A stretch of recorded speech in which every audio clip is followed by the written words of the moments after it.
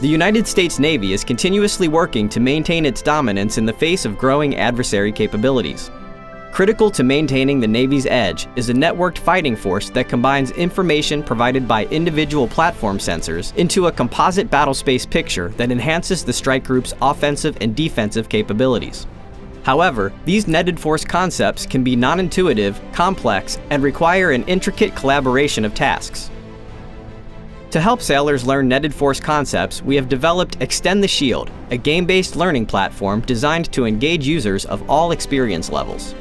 New users will play realistic scenarios of increasing difficulty to build skills that allow them to understand more complex netted force concepts. Social elements will encourage them to compete with their peers and invite others to play. Expert users can engage in what-if scenarios to experiment with the consequences of platform placement and real-time decision-making. They can even challenge other players by developing and publishing scenarios for them to play. Social ratings and feedback will help the best new scenarios rise to the top. Now let's look at a scenario in action. Before the scenario begins, the player sees their Blue Force assets they can use to defend their fleet. They also receive intelligence regarding Red Force assets and their attack plan. The player then positions their assets, seeing associated sensor and weapons ranges and data links to achieve optimal coverage.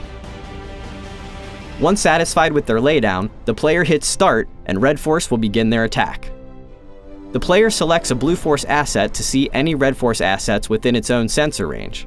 However, by leveraging data links, they can extend visibility. The more connected their network, the less they need to switch between assets to maintain situational awareness.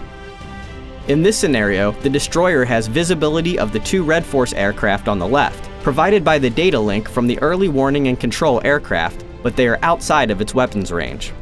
One of the Red Force aircraft begins jamming the data link from the early warning and control aircraft.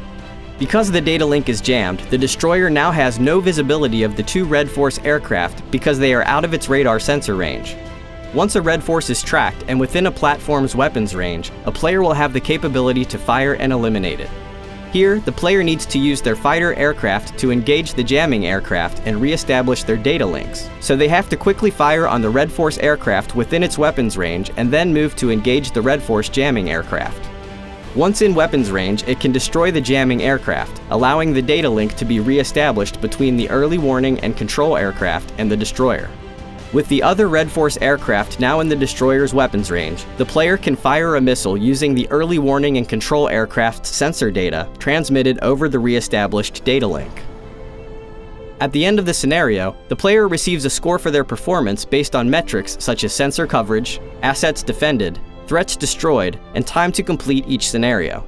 As players continue to play, they receive medals for their progress, while leaderboards encourage users to achieve higher scores to beat their peers. The future success of the Navy depends on its ability to operate as a netted fighting force. Extend the Shield is the perfect learning tool to engage our sailors and enhance their understanding of netted force capabilities. The future of the Navy is here. Are you ready to extend the shield?